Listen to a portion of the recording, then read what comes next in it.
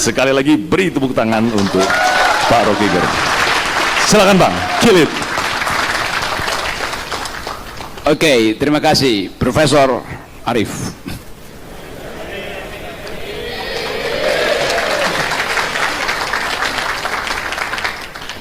Kita mengucapkan kata profesor, guru besar, sebagai penghormatan terhadap status pikirannya, bukan status akademisnya. Status akademis bisa diperoleh melalui pengakuan negara, tapi kegurubesaran itu adalah sesuatu yang dicapai perlahan-lahan tadi, dan karena itu dia stabil. Banyak guru besar terasa itu.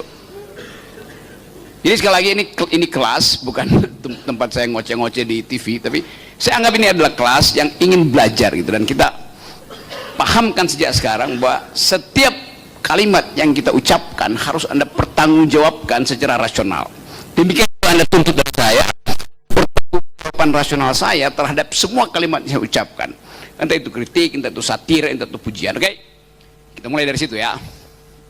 Tadi saya dengar lagu itu tuh. Menegakkan kebenaran demi kemanusiaan dan keadilan. Benar nggak kalimat itu? Menegakkan kebenaran demi kemanusiaan dan keadilan. Mengapa ada kata demi di situ? Itu ada pertanyaan filosofis. Mengapa ada kata demi? Menegakkan resurrection the truth based on justice and humanity. Kira-kira apa? Kita mulai dari situ supaya kita bisa ada bahan bercakap-cakap untuk menerangkan kaitan antara ontologi, epistemologi, dan aksiologi di dalam mengamati fenomena hukum, di dalam mengamati fenomena. Saya tambahkan kalimat awal dulu. Yang kita mau bahas sekarang adalah hukum di dalam upaya kita mengerti persembunyian hukum, di dalam upaya kita mengintip konstruksi pasal-pasal hukum, di dalam upaya kita mempelajari. Misalnya kalau kita belajar legal epistemology, biasanya yang dipelajari adalah penalaran hukum di dalam putusan hukum, itu soalnya tuh. Tapi kita mau ambil poin yang lebih jauh tuh.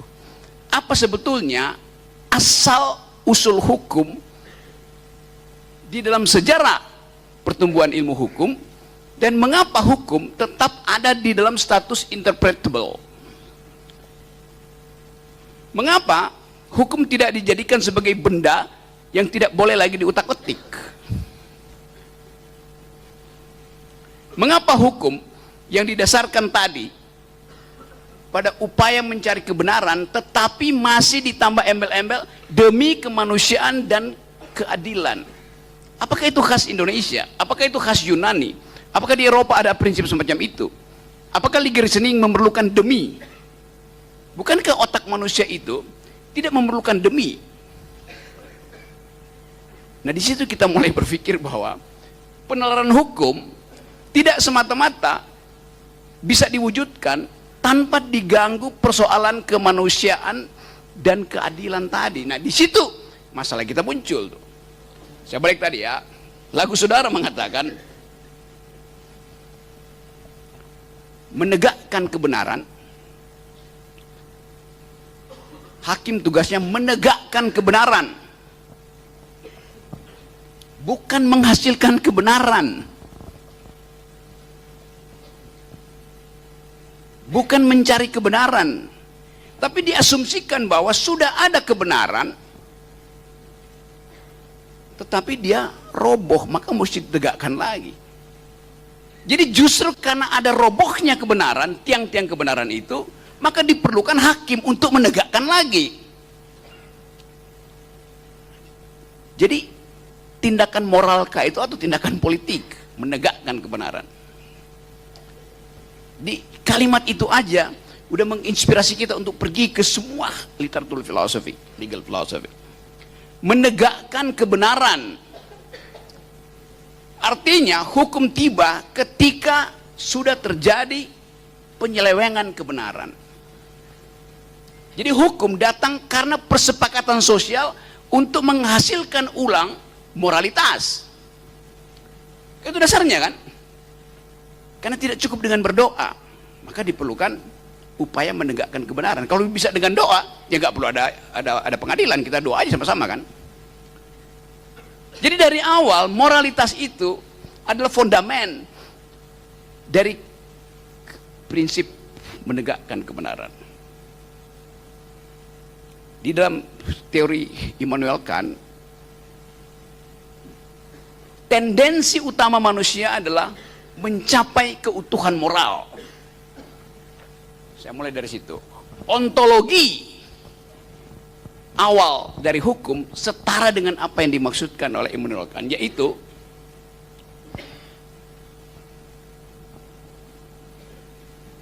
menyempurnakan moralitas. Saya pelan-pelan terangkan dulu, nanti kita lihat problemnya. Kita aduk-aduk aja dulu tuh. Saya masih balik pada soal tadi ya. Menegakkan kebenaran, dapat poinnya. Artinya ada yang tumbang, maka ditegakkan kembali. Dengan kata lain, karena ada kehidupan ubi societas ibi ius, itu dasarnya karena ada kebenaran yang patah, maka mesti disambung ulang oleh keputusan hakim. Ada kebenaran yang roboh, maka mesti ditegakkan oleh hakim. Saya tambahkan sekarang, kebenaran demi kemanusiaan dan keadilan. Teksnya begitu nggak punya? Kenapa mesti ada demi kemanusiaan dan keadilan? Kalau Anda sekarang merusak lingkungan misalnya, soal kasus Timah misalnya, kan yang dirusak adalah lingkungan. Ada urusan apa dengan kemanusiaan di situ? Ngapain kita mesti menegakkan kebenaran demi hak pohon untuk tetap hijau, demi hak tanah untuk tidak ditinggalkan oleh para penambang? Coba kita mulai pikirkan itu. Kan subjek hukum sudah berubah sekarang dari manusia pergi pada non-human. Hak pohon untuk berdiri tegak, hak tanah, hak binatang peliharaan untuk dimasukkan ke dalam kartu keluarga. Ya, kalau Anda ada di satu negara bagian di Amerika, Anda misalnya kuliah di Virginia misalnya, terus Anda kos pada keluarga Amerika, bangun pagi, setiap pagi Anda bangun cuman ada si bapak sama si ibu, tetapi kartu keluarganya ada 5 orang. Anda lihat ada John, Nancy, David, Baby, dan Butet.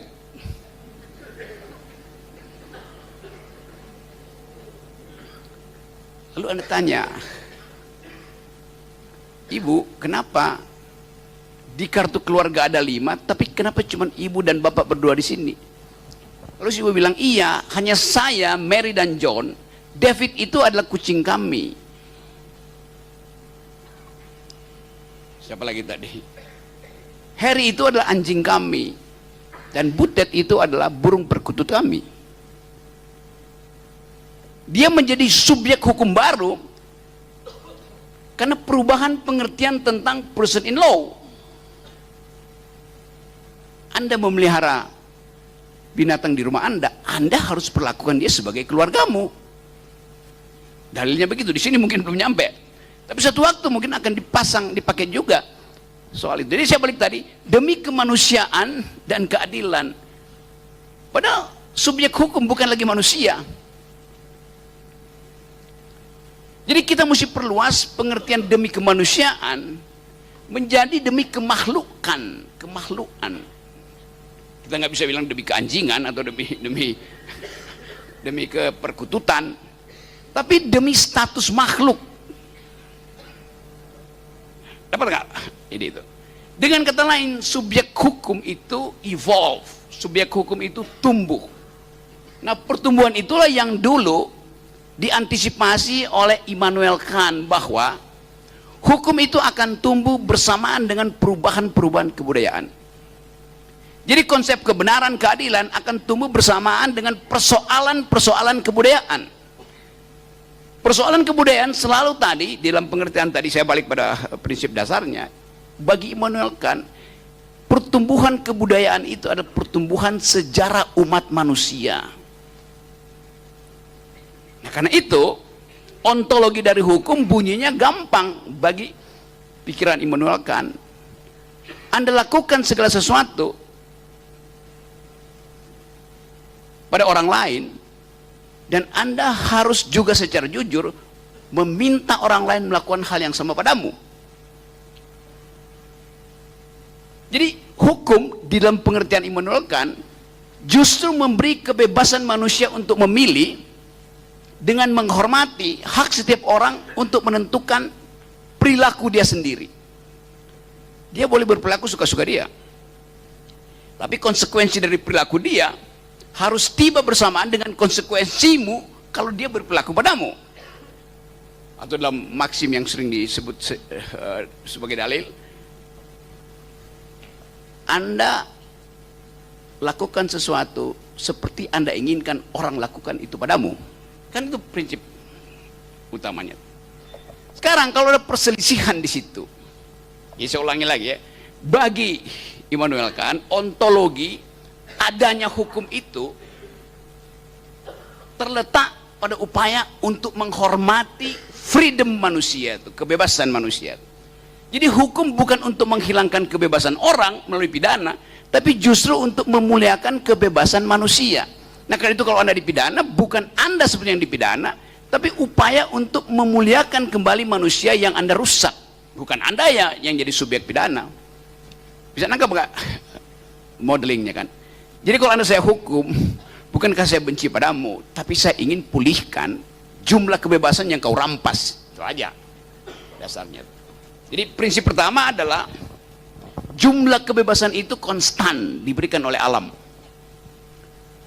Kalau dia terganggu, rasionalitas kita mengatakan kita harus pulihkan jumlah kebebasan itu. Nah, hukum ada di situ untuk menyeimbangkan kembali kebebasan yang dihentikan oleh orang lain. Dapat nggak poin itu? Nah, karena itu hukum yang dilahirkan dari perspektif Immanuel Kant sering disebut hukum yang liberal. Dalam pengertian tadi, bukan dalam pengertian yang jadi olok-olok.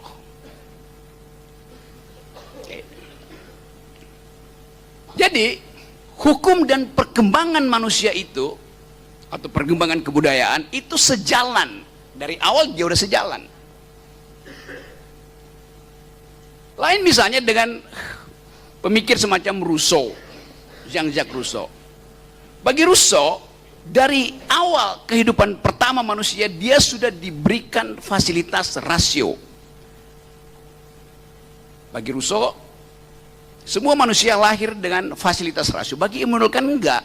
Manusia itu baru berpikir tentang rasio ketika ada jumlah kebebasan yang berhenti karena kelakuan orang lain. Rasionya tumbuh dalam bentuk hukum. Bisa bedain enggak ya? Dua-duanya mementingkan fungsi rasio untuk menentukan hukuman. Tetapi bagi orang semacam Rousseau, nature memberi kita rasio. Bagi Immanuel Kant bukan nature yang memberi kita rasio, tapi culture. Bisa dapat? Jadi ontologi dari Jean-Jacques Rousseau itu lebih masif dibandingkan ontologi dari Immanuel Kant. Artinya bagi Jean-Jacques Rousseau, hukum itu udah melekat ketika manusia lahir. Bagi Immanuel Kant, hukum itu baru datang ketika manusia bergaul dengan orang lain di dalam kondisi kebebasan. Nah, itu poinnya. Dapat sampai di situ ya? Bisa dapat ya?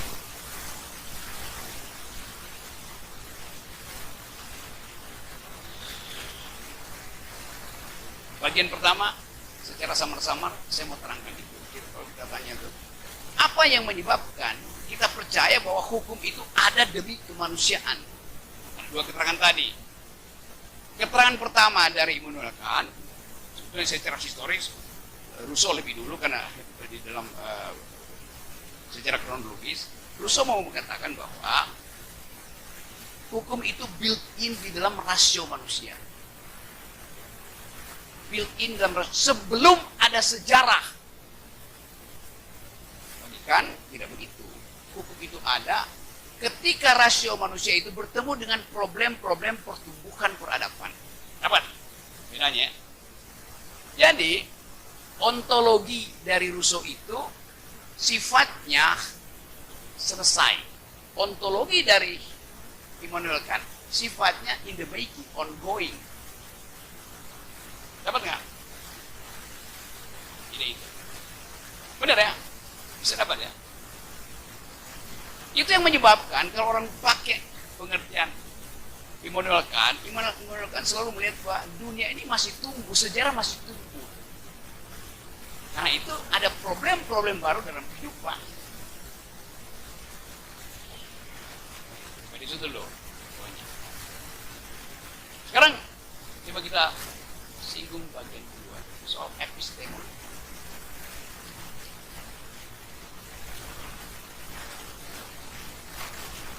Kalau ada keputusan hakim, lalu diuji kembali oleh publik, diuji oleh sarjana hukum,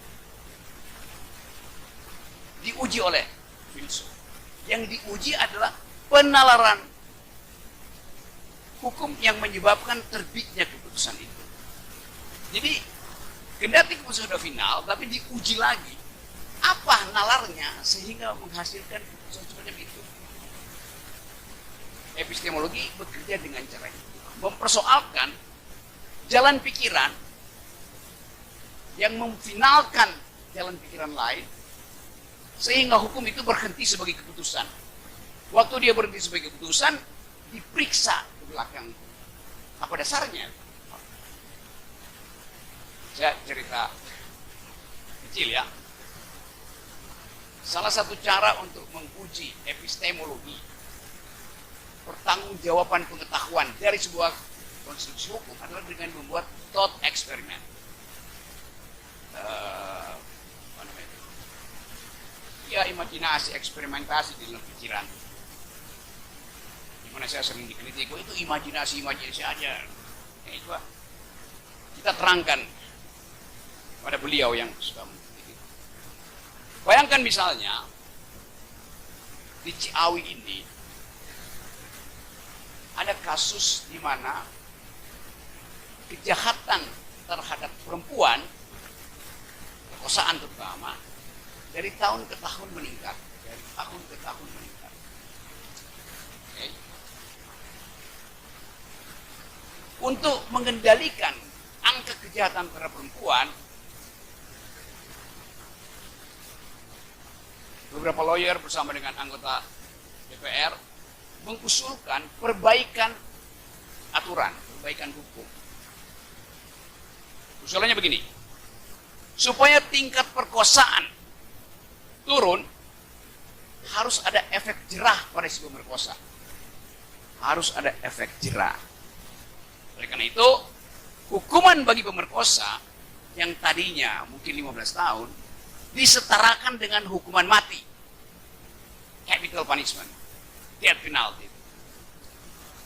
Dengan tujuan supaya ada efek deterrent untuk menurunkan kasus. Oke, masuk akal nggak tuh? Masuk akal. 2 tahun setelah undang-undang itu terbit, faktanya justru jumlah perkosaan disertai pembunuhan terhadap korban meningkat, bukan menurun. Sekarang kita coba lihat legal reasoningnya atau epistemologi pertanggungjawaban rasional terhadap putusan itu. Di awal pertanggungjawaban yang diasumsikan, kalau punishment dinaikkan, maka numbers crime-nya akan turun. Kita tahu itu sebagai deterrent effect, efek jerat. Oke. Sekarang, kalau terjadi anomali kita persoalkan epistemu di awal apa. Kenapa yang Anda asumsikan berbeda dengan yang terjadi, justru bertambah. Angka perkosaan meningkat, bahkan pembunuhan terhadap korbannya meningkat. Lalu kita debat di TikTok segala macam. Memang si pemerkosa itu kurang berdoa. Pemerkosa itu bengis. Dia tidak bermoral. Sudah memperkosa, membunuh pula. Kalau Anda dengar uraian semacam itu secara epistemologi itu, tentu Anda tertawa. Tentu secara kebudayaan kita kutuk dia. Tapi kutukan itu bukan yang diasumsikan di awal pembuatan kebijakan itu. Kan awalnya epistemnya adalah untuk menurunkan jumlah crime dengan fasilitas deterrent, dengan fasilitas penceraan. Tiba-tiba ketika terjadi anomali, paradoks, keterangannya adalah orang itu tidak bermoral, sudah memperkosa masih membunuh. Ya kalau dia bermoral, dia nggak akan memperkosa dan membunuh. Dapat nggak? Apa sebabnya? Kan itu yang kita mesti periksa. Nalar di belakang keputusan itu secara epistemologi benar apa salah.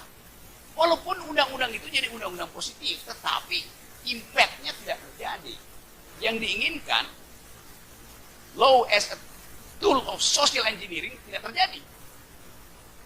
Di engineer, tetapi yang terjadi adalah reflux, berbalik, menghantam hukum itu sendiri.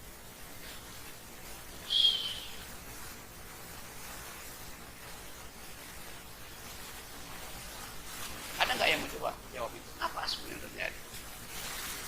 Ya.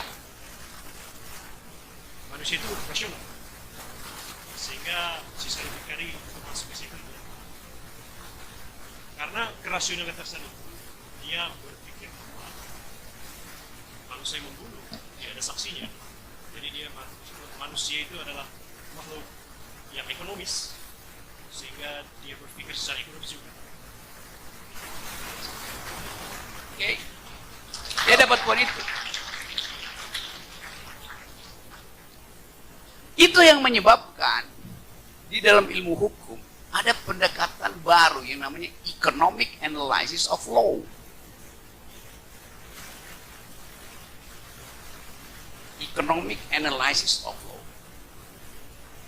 Hukum dianalisa berdasarkan metode berpikir ekonomi, yaitu efisiensi. Kalau gue cuma memperkosa, gue masih bisa ditangkap berdasarkan kesaksian dari si korban. Kalau gue perkosa sambil gue bunuh, kemungkinan kesaksian korban itu hilang. Efisien kan? Jadi jangan tuduh si pemerkosa itu tidak bermoral. Justru puji dia sebagai seorang rasional maximizer. Dia memaksimalkan keuntungan dia. Jadi Anda lihat, banyak betul legislasi yang tidak didasarkan pada analisis yang berbasis atau berasumsi bahwa manusia itu adalah makhluk homo economicus. Bahkan si pembunuh itu berpikir sebagai homo economicus. Dapat nggak poin itu? Jadi a new kind of epistemology dihasilkan.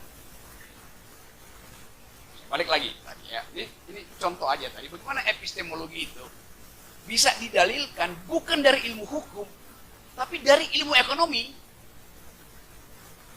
Tadi waktu kita ngomong ontologi, kita terangkan tadi bahwa keinginan untuk berkeadilan itu datang dari tendensi manusia untuk membersihkan moralnya.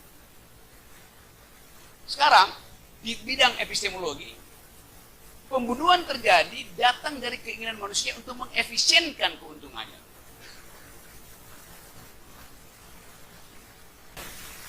Seorang pengacara yang tidak mau kita sebut namanya, mengajak saya berdebat.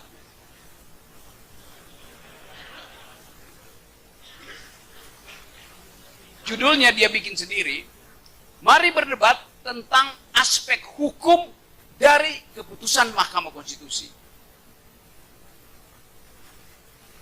Masuk akal nggak tema itu? Aspek hukum dari keputusan Mahkamah Konstitusi. Keputusan Mahkamah Konstitusi sendiri adalah keputusan hukum. Lalu aspek hukum dari hukum apa? Coba bayangkan cara berpikirnya. Kalau dia minta debat, mari kita berdebat tentang aspek hukum dari keputusan Mahkamah Konstitusi yang adalah keputusan politik. Nah, itu masuk akal. Aspek hukum dari keputusan politik itu. Atau aspek politik dari keputusan hukum itu. Kan begitu mesti debatnya kan. Kalau masih mendebatkan aspek hukum dari keputusan hukum, itu sama dengan jeruk, nanam jeruk, ngupas jeruk, kalau dia minum sendiri jeruknya. Jadi Anda bayangkan bagaimana kita melayani perdebatan akademis. Bikin kalimat kacau. Artinya epistemologinya tidak bekerja. Nggak usah soal ontologinya tuh. Tadi kita nilai dari perspektif economic analysis of law. Yang mudah-mudahan itu saya periksa banyak kurikulum Fakultas Hukum. Di situ ada mata kuliah namanya analisa hukum tentang ekonomi. Yaitu soal biasa menganalisis aspek-aspek hukum dari satu persoalan ekonomi. Di Fakultas Hukum UI, mata pelajaran ini juga disalahartikan. Judulnya adalah analisis ekonomi tentang hukum, analisis ekonomi terhadap hukum. Epistemologi ekonomi dipakai untuk menguji keputusan tadi yang dasarnya adalah deterrent, ternyata gagal. Karena tadi, homo economicus, penjahat itu adalah makhluk ekonomi. Dia mau berpikir efisien. Kalau dulu hukumannya hukuman moral, ini nggak bermoral, maka mesti dipancung dia. Tapi bagaimana misalnya kalau ada satu perdebatan dan dia bilang, saya berpikir secara homo ekonomi, terus kenapa saya mesti dihukum secara kriminal? Seandainya ada dalil semacam itu, saya masih terusin. Kalau dia bilang tadi, hakim, kenapa Pak Hakim hukum saya? Bukankah saya sedang mempraktekkan teori dari Richard Posner yang mengajarkan bahwa bahkan di dalam kasus hukum bertindaklah secara ekonomis. Kira-kira bagaimana debatnya nanti? Yuk tadi yang mulai, yuk. Gimana ya selesai?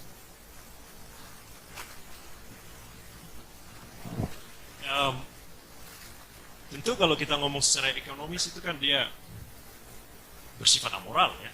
Dan dia kita tidak ngomong moral di situ. Ya enggak, kita juga gini, saya ulangi supaya efisien ya. Dia datang ke pengadilan, before the law, dia bilang, saya mau dihukum karena saya memperkosa sekaligus membunuh. Dalil dia pertama, loh kalian bikin undang-undang itu dengan asumsi bahwa saya makhluk moral person, padahal saya adalah homo economicus. Debat di persidangan. Baca di Posner, edisi ke-32, halaman 312. Gimana kalau itu datang ke pengadilan juga? Secara ekonomi itu dibenarkan. Itu masalahnya. Ya betul itu. Tadi sebutin itu lalu kita kejar. Betul. You have to produce your own new kind of argument kan? Ya. Itu masalahnya kan. Ya, mungkin kita harus lihat dulu di awal dari tujuan dari hukum itu dibuat. Bukan untuk men-encourage pembunuhan dan pengperkosaan, tapi sebenarnya mendetera, nangkap kita nangkap tadi. Yes. Dampak-dampaknya yang lain. Iya, tapi asumsinya orang itu bermoral. Betul. Orang itu orang yang kantian. Betul. Tapi dia bilang, saya orang yang apa namanya itu? Hanya rasional saja. Siapa pemenang Nobel yang betul-betul bersifat libertarian?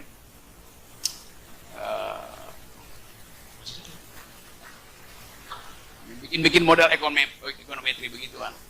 Nah kalau itu masuk di pengadilan misalnya, coba. Saya cuma mau ucapkan itu, seandainya Anda sebagai hakim dan dapat kasus itu, katakanlah saya yang memperkosa, dan saya tantang Anda di depan hukum itu.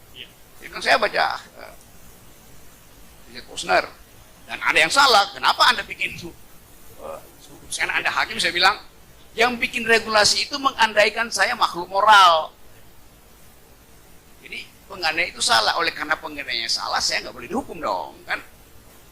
Saya cuma kasih ini, tadi saya bilang ini thought experiment. Epistemologi bekerja juga di wilayah thought experiment. Kita bikin asumsi-asumsi di kepala, perumpamaan, supaya jadi radikal nanti problemnya itu. Oke. Nanti pikirkan itu ya. Baik, baik. Sebagai tugas epistemologi. Oke, kita lanjut ya.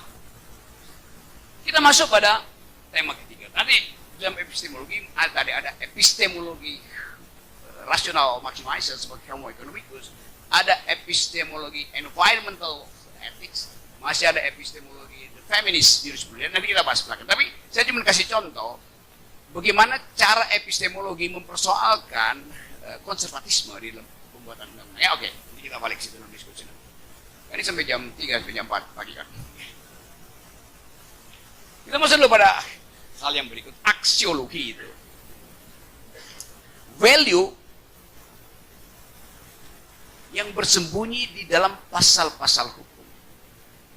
Kan kita sering katakan bahwa, sama seperti keputusan kemarin, tidak memerlukan, hukum itu tidak memerlukan pertimbangan value. Karena hukum hanya disebut hukum kalau ada konsistensi antar norma. Oke? Sama seperti perdebatan di Mahkamah Konstitusi, nggak perlu didalilkan di situ soal justice, soal moralitas. Yang penting bawa data bahwa kau menang, kau kalah. Itu dasarnya cuma itu kan. Karena memang begitu bunyi undang-undangnya.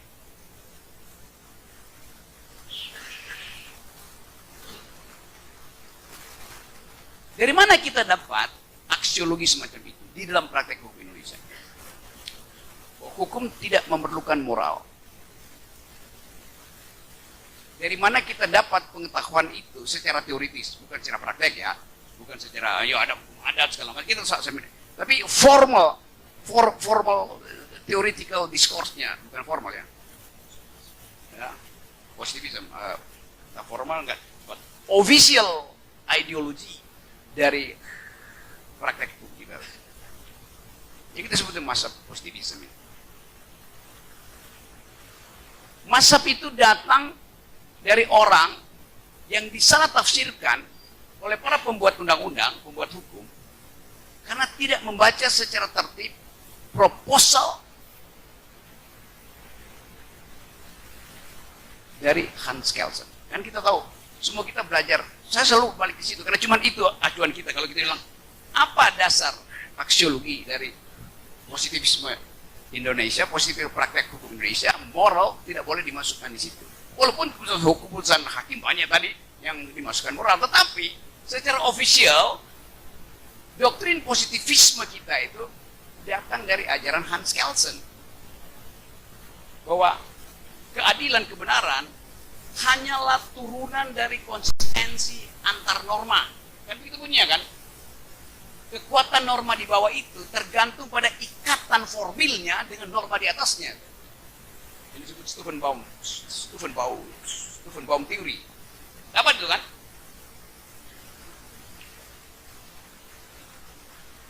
Pelan ya, ini ada masalah besar gitu ya. Dari situ mulai kita menjadikan Pancasila sebagai sumber dari segala sumber hukum, mengikuti proposal dari Hans Kelsen yang memerlukan fondasi terakhir dari hukum yang disebut sebagai stat fundamental. Stat fundamental norm. Ya, pelan-pelan ya. Seolah-olah di dalam pengertian positivisme kita, hukum hanya disebut hukum kalau stat fundamental normnya itu jadi acuan tertinggi dari undang-undang. Pancasila adalah stat fundamental. Benar nggak tuh? Benar. Sekarang kita tanya, Pancasila sebagai stat fundamental norm itu ada value apa tidak di situ? Isinya value semua. Jadi bagaimana mungkin ketuhanan yang Maha Esa, kemanusiaan yang adil dan beradab, keadilan sosial, menuntun sesuatu yang sifatnya positifistik tadi tanpa mengacu pada peristiwa sejarah di mana ketuhanan yang Maha Esa itu diucapkan pertama kali, di mana keadilan sosial diucapkan. Jadi Anda lihat bahwa sebagai kritik akademik kelas ya, akademis, kesulitan kita adalah menggantungkan positivisme itu pada Pancasila. Padahal Pancasila adalah isinya norma moral semua. Buku yang ditulis oleh Hans Kelsen judulnya adalah Pure Theory of Law. Pure theory artinya hukum itu tidak boleh dibayang-bayangin oleh sosiologi, oleh antropologi, oleh teologi. Jadi Anda lihat bagaimana kurikulum kita dari awal itu ngaco. Karena keinginan untuk mencari stat fundamental norm. Padahal bagi Hans Kelsen, stat fundamental norm itu tidak boleh dikonkretkan. Biarkan dia menjadi fiksi hukum. Supaya dia bisa diacu kapan saja. Tidak boleh konkret stat fundamental norm itu. Pancasila itu konkret apa abstrak? Gimana abstraknya Pancasila? Pancasila ada tanggal lahirnya. Pancasila silanya 5. Sangat konkret. Itu yang saya maksud tadi. Kesalahan mengandaikan Pancasila sebagai stat fundamental norm disebabkan karena kita takut untuk berpikir abstrak justru. Kita mau tunjuk langsung, ini Pancasila bilang begitu. Pancasila itu hasil sejarah manusia Indonesia. Tidak boleh dijadikan stat fundamental norm dalam prinsip-prinsip Kelsenian tadi. Boleh dalam prinsip lain, tapi jangan dalam prinsip positivistik. Karena itu sering saya terangkan bahwa jalan pikiran positivistik ini di dalam dirinya mengandung cacat dari awal.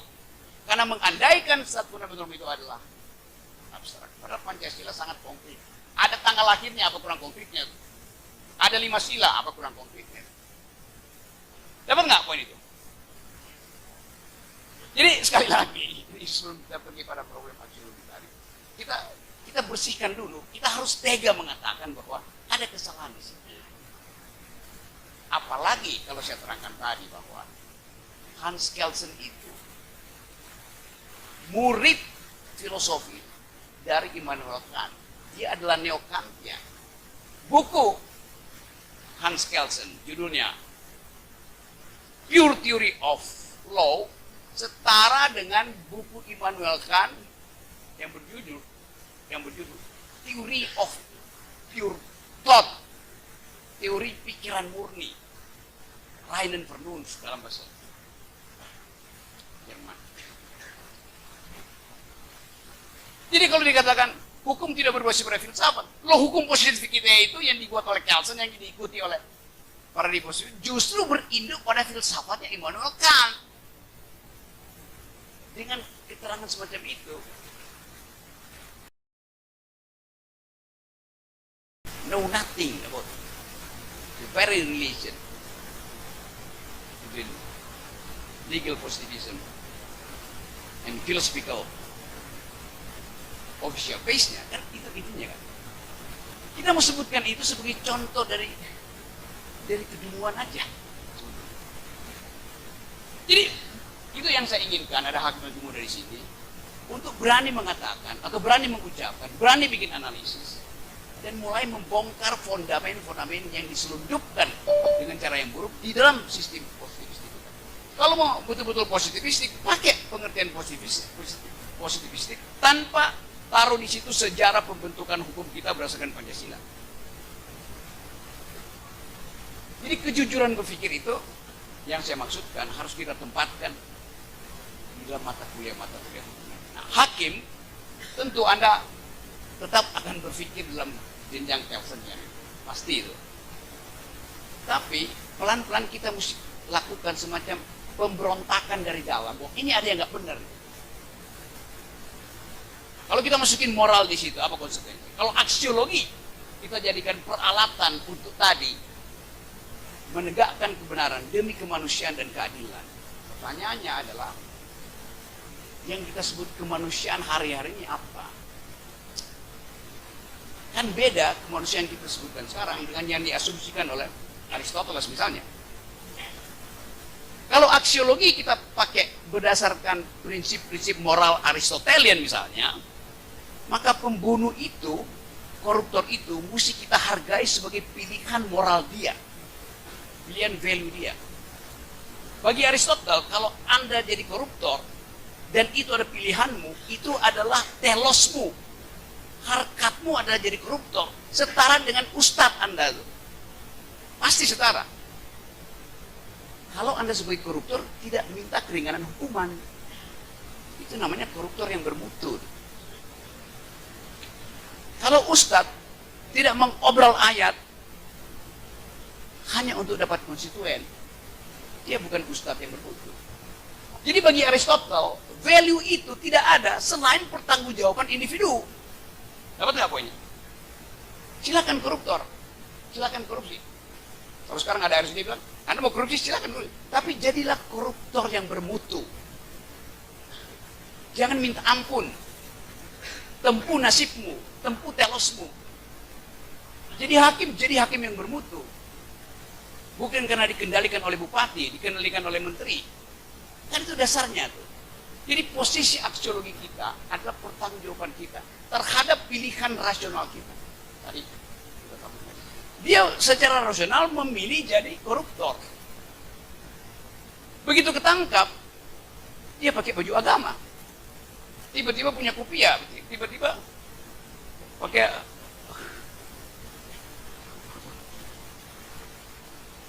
baju muslim. Kan namanya kan ini koruptor yang nggak bermoral kan, akhirnya kan. Karena dia nggak mau teguh mengatakan saya korupsi. Dan saya akan pertanggungjawaban. Kalau saya tertangkap, saya tidak akan minta maaf. Kalau saya tertangkap, saya tidak akan datang bersujud di depan musola. Itu koruptor yang benar tuh.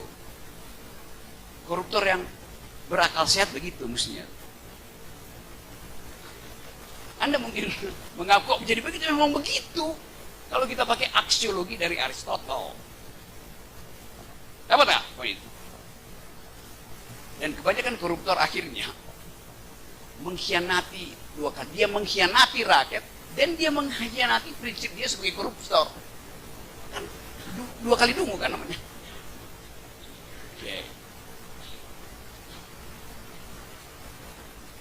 Oke, saya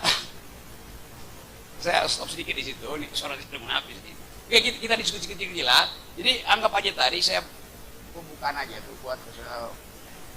buat melemparkan banyak kontroversi. Nanti saya rapikan nanti di belakang. Kalau saya dapat masukan dari teman-teman. Ini pelan-pelan. Ini saya akan perlahan-lahan untuk menerangkan di mana tadi saya masih bertumpu pada kalimat tadi. Kebenaran itu. Kenapa kita mesti mempromosikan kebenaran? Tadi saya mulai karena dia patah maka kita tegakkan. Tapi waktu kita tegakkan, kenapa kita menegakkan itu demi kemanusiaan dan keadilan? Bukan demi kebenaran itu sendiri. Berarti kebenaran itu dia fakultatif terhadap ide yang lebih mendasar, yaitu kemanusiaan dan keadilan. Jadi kebenaran itu sifatnya temporer terhadap yang lebih permanen, yaitu kemanusiaan dan keadilan. Nanti kita bahas lagi itu ya. Kita simpan dulu itu ya di bab 2. Tapi tolong mulai pikirkan, kenapa frasa itu menarik itu pada saya tadi, karena saya baca di situ kebenaran demi kemanusiaan dan keadilan. Oke, ada pertanyaan lain? Ada soal. Kita diskusi dulu bagian-bagian yang saya terangkan tadi, nanti kita lanjutkan pendalaman itu. Oke, langsung bertanya. Silakan. Pak Rocky, Bang. Oke, silakan lanjut. Ya, beri tepuk tangan. Assalamualaikum warahmatullahi wabarakatuh. Waalaikumsalam, silakan. Waalaikumsalam. Mohon izin Ya, Yang lanjut. Mulia dan Prof. Rocky Group. 20 Januari 1959. Ya, Indonesia mendapat anugerah kelahiran seorang pemikir hebat, Prof. Rocky Gerung. Tepuk tangan buat beliau.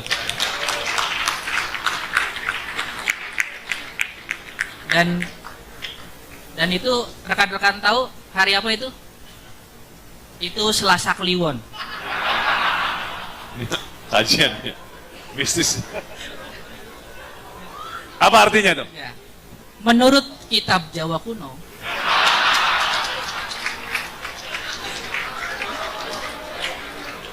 atau yang lebih dikenal dengan kitab Primbon, orang-orang yang lahir pada Selasa Kliwon itu mempunyai ciri pertama cerdas orang itu. Lanjut, tadi siapa namamu? Yudi Darmansyah, Pak. Hah, siapa? Yudi Darmansyah, mohon. Iya, Yudi Darmansyah. Darmansa. Kebetulan Pak Rogi urusan-urusan yang klinik-klinik itu agak kurang dia. Karena beliau konsisten sebagai muridnya Kantianism itu, ya agak kurang. Lanjut. Iya. Lanjutkan ngibulmu, ayo lanjut.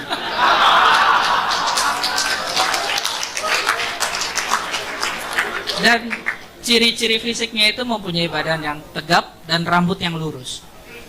Rambut yang lurus ini mencerminkan dia punya pendirian yang kuat. Satu itu, dan dua adalah kritik yang tajam. Nah, tadi saya sangat menarik Prof dengan materi terakhir terkait dengan aksiologi.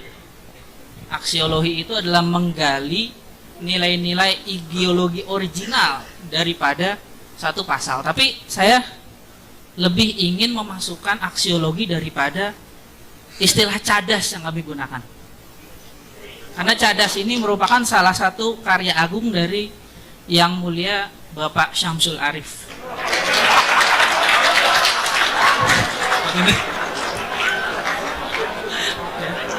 Ya, lanjut terus.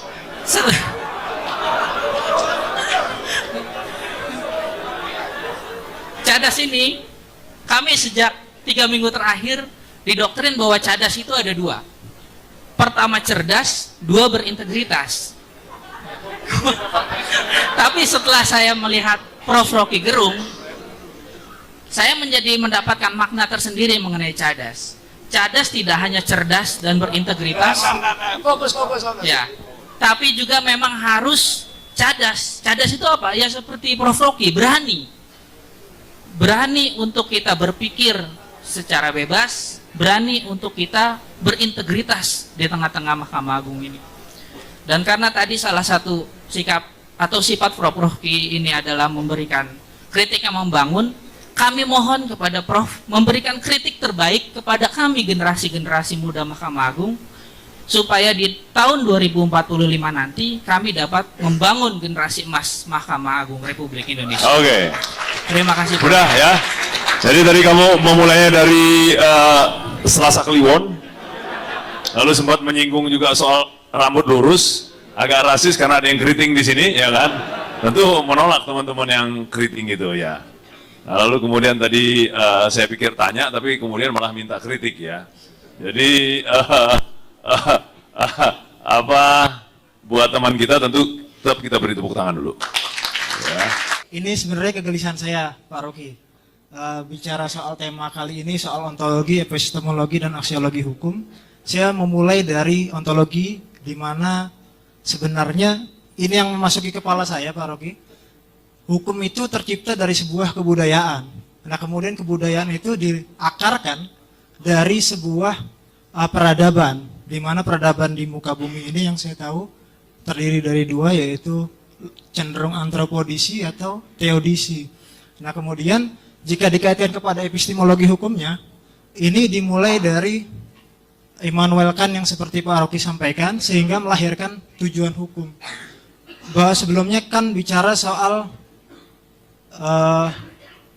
sumum ius, summa inuria, summa lex, summa crop, di mana keadilan tertinggi adalah ketidakpastian hukum itu sendiri.